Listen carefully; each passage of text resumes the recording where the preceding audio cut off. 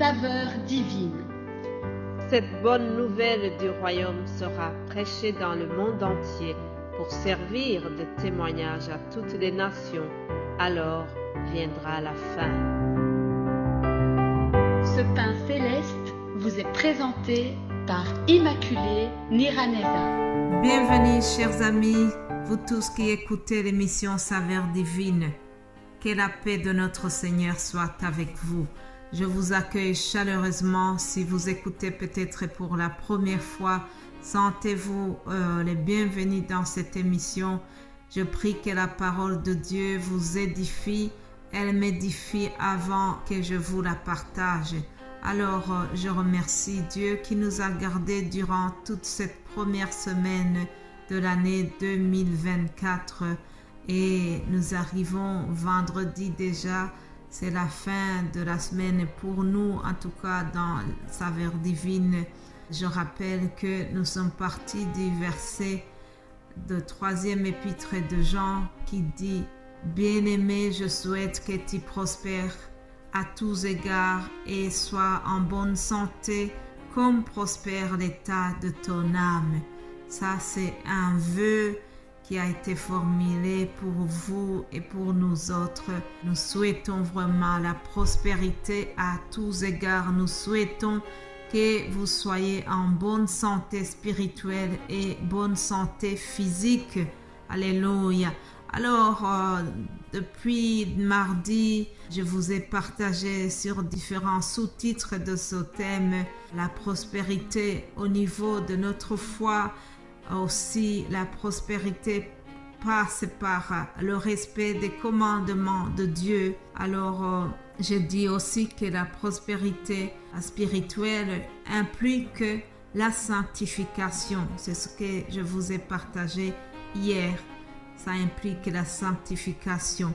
Mais aujourd'hui, je voudrais terminer en soulignant que la prospérité spirituelle implique l'amour. Alléluia. L'amour, c'est un signe distinctif de chaque disciple de Jésus-Christ. J'ai juste une parenthèse à vous donner avant de continuer. C'est qu'il existe des produits qui sont imités, des sacs à main dont on a imité. Alors tu verras par exemple des marques Gucci, des marques Dolce & Gabbana. Et tu vas avoir l'impression que c'est vraiment le bon produit, le produit exact, mais lorsque tu le touches, tu peux sentir qu'il s'agit de l'imitation. On a imité la marque, mais ce n'est pas réellement un produit original. De même, dans les sigles de Nike, on voit qu'il y a des chaussures qui ont été imitées. En Afrique, quand j'étais étonnée de voir même des t-shirts Nike, mais que c'était vraiment de l'imitation. Je vais souligner une chose. Un chrétien qui n'est pas Pilate, un chrétien original, ce qui va te montrer que c'est vraiment un vrai disciple de Jésus-Christ, que c'est un chrétien qui ne fait pas semblant, c'est que celui-là ou celle-là aura l'amour de Jésus-Christ dans son cœur. Lorsque tu vois qu'il a l'amour réel pour son prochain, alors tu peux être sûr qu'il marche avec Jésus. Alléluia. Parlons de l'amour de Jésus-Christ. Jean 15, verset 9. Jésus a dit, « Comme le Père m'a aimé, je vous ai aussi aimé. Demeurez dans mon amour.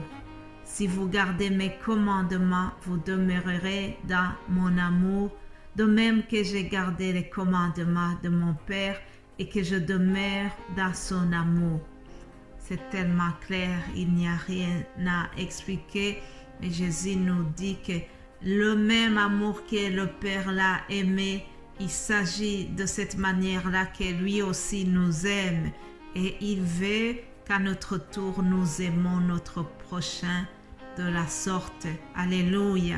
Puis, je vais vous lire aussi une autre parole de Jésus-Christ qu'il a prononcée toujours dans Jean 15, au verset 12. Je lis ceci. « C'est ici mon commandement, aimez-vous les uns les autres comme je vous ai aimé. Il n'y a pas de plus grand amour que de donner sa vie pour ses amis. Vous êtes mes amis si vous faites ce que je vous commande. Voilà, chers amis, Jésus nous dit, aimez-vous les uns les autres comme je vous ai aimé. Mais bien-aimés de Dieu, Jésus a dit également, je vous donne un nouveau commandement.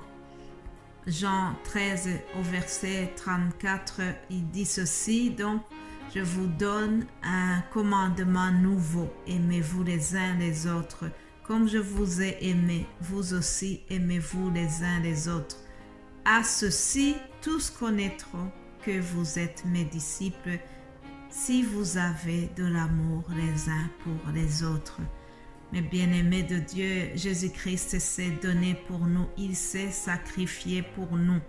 Et il nous demande de nous aimer comme lui nous a aimés. Est-ce que nous devons mourir les uns pour les autres? C'est impossible. Cependant, il y a une autre manière de se sacrifier pour ton ami. Se sacrifier pour mon prochain, c'est faire quelque chose qui, lorsque ça ne m'arrange pas, c'est rendre service même dans des conditions difficiles. Oui, je ne rends pas service seulement lorsque ça m'arrange. Je ne donne pas quelque chose que je n'aime plus. Je vais offrir quelque chose que je trouve qui a de la valeur, pas pour m'en débarrasser. Ça, c'est vraiment une preuve d'amour. Aimons-nous les uns les autres. C'est à cela qu'on reconnaîtra que nous sommes les disciples de Jésus-Christ. L'apôtre Paul, dans 1 Corinthiens 13 aussi, a souligné l'amour. Il a dit que quelqu'un peut avoir des dons. Les Corinthiens se vantaient d'avoir les dons, de parler en langue, de prophétie et d'autres dons spirituels. Cependant, Paul a fait la remarque en disant, attention, vous vous vantez de tout cela, mais sachez que si vous n'avez pas l'amour, tout cela, ça ne veut rien dire. Si tu n'as pas d'amour, tu n'es qu'un cymbale qui résonne. Si tu as un don de prophétie et de toute la connaissance sans avoir l'amour, cela ne veut rien dire. Tu peux avoir la foi pour transporter les montagnes, mais si tu n'as pas d'amour, tu n'es rien. Ça, c'est la parole de Dieu dans 1 Corinthiens 13. Mon frère, ma sœur, durant cette année 2024, Dieu nous appelle à progresser aussi dans l'amour, que nous puissions avoir un amour qui est patient, qui est plein de bonté, un amour qui ne se vante pas, qui ne s'enfle pas d'orgueil, un amour qui ne cherche pas du mal pour les autres, un amour qui dit la vérité. Voilà ce que vraiment Dieu veut de nous. Il veut que nous puissions aussi nous démarquer dans cette optique-là, que nous puissions vraiment progresser dans l'amour les uns pour les autres. Le 1 Corinthiens 13 se termine par un verset que j'aime beaucoup. Le verset 13, il dit « Maintenant, donc, ces trois choses demeurent, la foi, l'espérance, l'amour, mais la plus grande de ces choses, c'est l'amour. » Alléluia. La plus grande de ces choses, c'est l'amour. C'est ce que je te souhaite en terminant cette semaine. Bien-aimé de Dieu, prospère en amour. Que Dieu te bénisse abondamment. Que l'Éternel vous donne ce que votre cœur désire et qu'il accomplisse vos projets. Que les projets de paix et de bonheur soient vraiment accomplis pour vous tout au long de cette année 2024 que nous avons commencé. Que la grâce de notre Seigneur Jésus-Christ reste avec vous. Passez un excellent week-end. Je vous aime d'un amour éternel. Amen.